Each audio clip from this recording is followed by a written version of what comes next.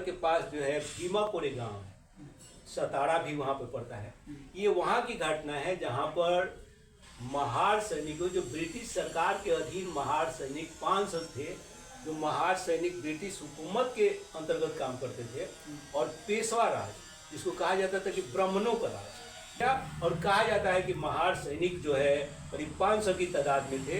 उन्होंने 28,000 इतनी विशाल सेना जो पेशवा थी उनको गाजर मूली की तरफ काट करके खत्म कर दिया। उनकी ये वीरता की एक गाथा के रूप में जो है कहा जाता है, और विजय गाथा आज भी गाई जाती है कि नहीं। और उस विजय पर वहाँ पर एक बहुत बड़ा विजय स्तंभ भी भीमापुरे गांव में लगाया गया है, जहाँ पर प्रतिवर्ष पूरे देश के दलित ही नहीं, डॉक्टर अंबेडकर को मानने वाले, भारत के संविधान को मानने वाले, समाजवाद को मानने वाले, समता मूलक समाज को मानने वाले, मानवता को मानने वाले, बुद्ध को मानने वाले सारे देश के लोग जो है कि 1 जनवरी को वहां पर जाते हैं भीमापुरे गांव में। हर राज पेशवा शासन के तहत, यानी ब्राह्मण लोग उसको चलाते थे, ब्राह्मण ही राजा थे।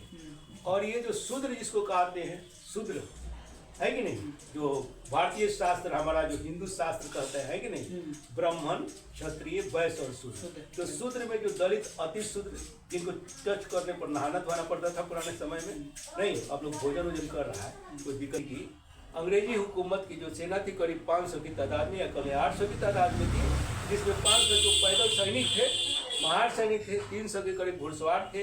इनके जो थे पेशवा सैनिक वो 28,000 के तादाद में थे, जिसमें 20,000 पैदल सैनिक थे, 20,000 घुड़सवार सैनिक और 8,000 पैदल सवारी थे। बहुत समाज में विश्वास करते हैं, मानवता में विश्वास करते हैं, इस जश्न को मनाते हैं। और 1 जनवरी को प्रति वर्ष जो है कि भीमापुरे गांव में जाते हैं, वहां पर जश्न मनाते हैं, और वीर जो शहीद हुए थे उनको श्रद्धांजलि अर्पित करते हैं। इसीलिए कहीं कहीं को हम लोग सुनने को मिलता है, तो लगातार लोग बोल देता है कि हम तुमको भीमापुरे गांव को समय याद दिला देंगे।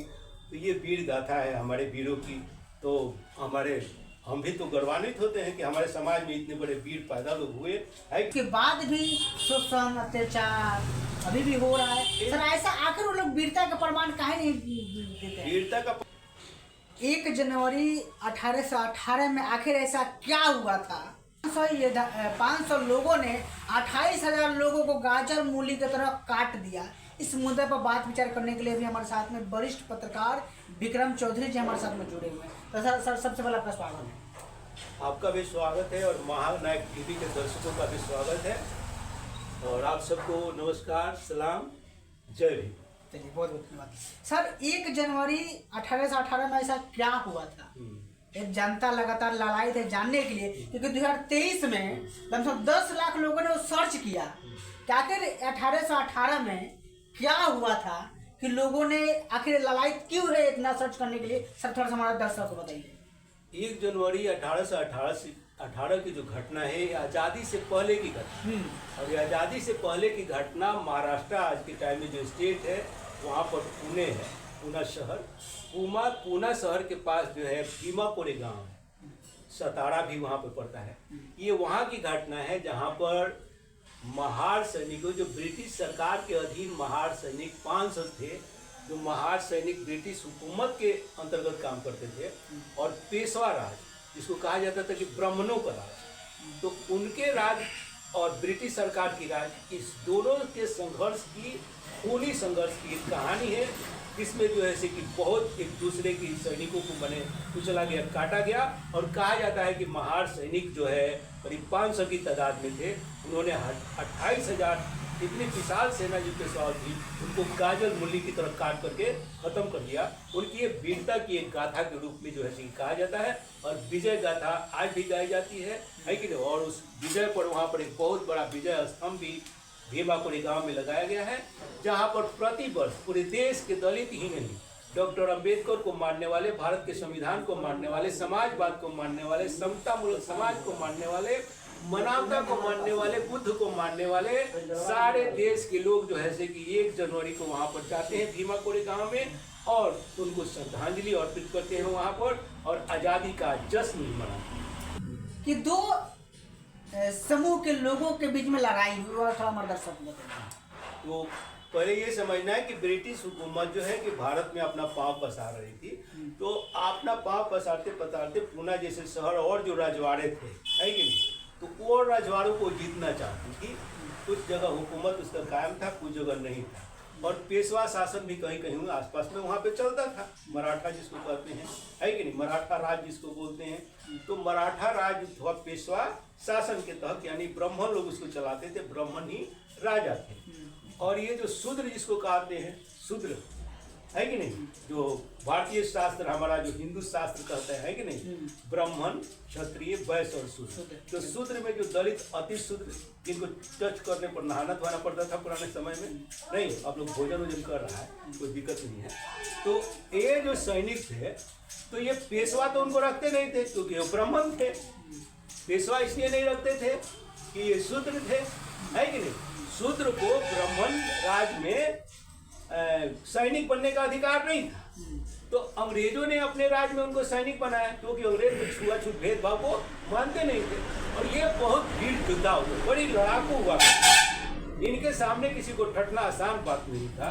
तो ये 500 की तादाद में करीब जो है ब्रिटिश हुकूमत, ब्रिटिश सरकार के तहत जो है ये सैनिक सेना में थे, जो एक दूसरे जगह जाते समय, है कि नहीं, पेशवा की सेना कहीं जा रही थी पुणे की तरफ, उस बीच में जो है कि अंग्रेजी हुकूमत की जो सेना थी करीब 500 की तादाद में या करीब 800 की तादाद में थी, जिसमें 500 तो पैदल सैनिक थे, महार सैनिक थे, 300 के करीब घुड़सवार थे। इनके जो थे पेशवा सैनिक वो 28,000 के तादाद में थे, जिसमें 20,000 पैदल सैनिक थे, 20,000 घुड़सवार सैनिक और 8,000 पैदल सैनिक थे। बहुत मजबूत अवस्था में थे ये लोग। इनके सामने ब्रिटिश हुकूमत के जो महार सैनिक थे वो कुछ हो नहीं थे, वो टिक नहीं सकते। 28,000 कहाँ, 500, बड़ा गजब सा बात है ना, ये आश्चर्यजनक है। लेकिन ये 500 की संख्या में रहने वाले सैनिकों ने, महार सैनिकों ने अपने वीरता का जो है कि दिखाते हुए, वीरता दिखाते हुए इनको वाकई में गाजर मूली की तरह काट दिया। और वो जो जीत किया उन्होंने कि नहीं, तो उन्होंने अपनी जीत जो दर्ज की, उस जीत को आज भी याद किया जाता है। और यही जीत है कि जो ऐसे कि पेशवा राज का पतन ही हो गया, पेशवा राज ही समाप्त हो गया। ये महार सैनिकों का दिन है। ब्राह्मणवादी जो राज था वो समाप्त हो गया। इसलिए देश के पूरी जो है कि समाजवादी, अम्बेडकरवादी जो समतामूलक समाज में विश्वास करते हैं, मानवता में विश्वास करते हैं, इस जश्न को मनाते हैं। और 1 जनवरी को प्रति वर्ष जो है कि भीमा कोरेगांव में जाते हैं, वहाँ पर जश्न मनाते हैं और वीर जो शहीद हुए थे उनको श्रद्धांजलि अर्पित करते हैं। इसीलिए कहीं कहीं को हम लोग सुनने को मिलता है, तो लगातार लोग बोल देता है कि हम तुमको भीमा कोरेगांव को समय याद दिला देंगे। तो ये वीर गाथा है हमारे वीरों की। तो हम भी तो गौरवान्वित होते हैं कि हमारे समाज में इतने बड़े वीर पैदा लोग हुए, है कि नहीं। इस मनुवादी सोच रखने वाले पेशवा शासन का समाप्ति किए। अब पेशवा एक भ्रम फायदा फैल सकता है कि हमारे विदेशी ताकत, लोग कह सकते हैं अंग्रेज तो विदेशी थे, है ना, और पेशवा तो भारत के थे, लेकिन ये भी भारत के नहीं, इनको आर्ट कहा जाता है, हम लोग अनार्ट हैं।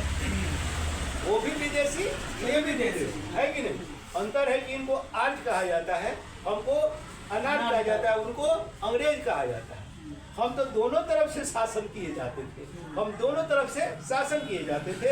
अंतर सिर्फ इतना था कि अंग्रेज हमको मान सम्मान देते थे, मानवता के दृष्टिकोण से देखते थे, हमें आज़ादी के तरफ ले जाते थे, जबकि पेशवा जो शासन था हमें गुलामी की तरफ ले जाता था, छुआछूत तो करता ही था। तो यही कारण था कि हमारे जो सैनिक थे, महार सैनिक, अंग्रेजों का साथ थे। और अंग्रेजों का साथ महार सैनिक नहीं थे। आप मंगल पांडे का नाम सुने हैं, 1857 का उनको योद्धा माना जाता है। मंगल पांडे भी ब्रिटिश हुकूमत के सिपाही थे। तो ये नहीं कि शूद्र जो थे, दलित थे, पिछड़े थे, वही अंग्रेजी शासन में सिपाही थे। मंगल पांडे ब्राह्मण, इसका प्रमाण है कि ये लोग भी अंग्रेजी हुकूमत के समय अंग्रेजों का क्या करते थे, सिपाही का काम करते थे और शासन व्यवस्था भी चलाते थे।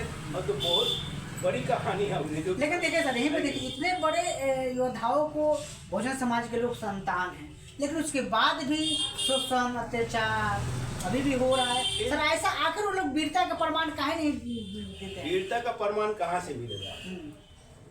कांशीराम साहब, अम्बेडकर साहब, ज्योतिराव फूले बहुत बड़ा आंदोलन इस देश में चला करके चले गए। है कि नहीं। खैर उनकी कुर्बानियों का, उनके आंदोलन का देन है कि आप माइक लेकर खड़े हैं।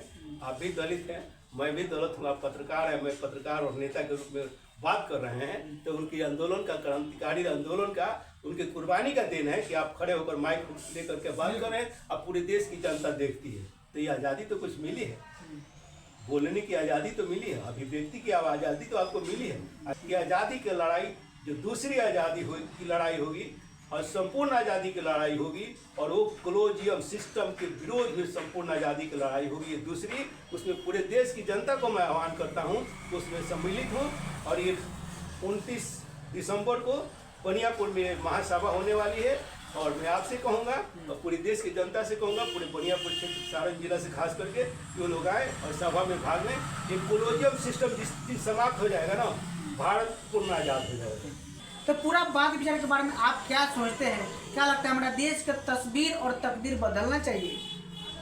तो सवाल उठता है कि जब जितना भी नेता, मंत्री, विधायक है, अगर ये लोग समझदार हो जाएंगे, संविधान के जिस प्रकार संविधान इजाज़त दे रही है उस प्रकार से अगर काम करना शुरू कर देगा, तो लगता है कि तस्वीर और तकदीर दोनों बदल सकता है। तो पूरा बात विचार कैसा लगा कमेंट करके प्रतिक्रिया बताइए, और मिलते हैं अगले खबरों के साथ में। तब तक ले नमस्कार।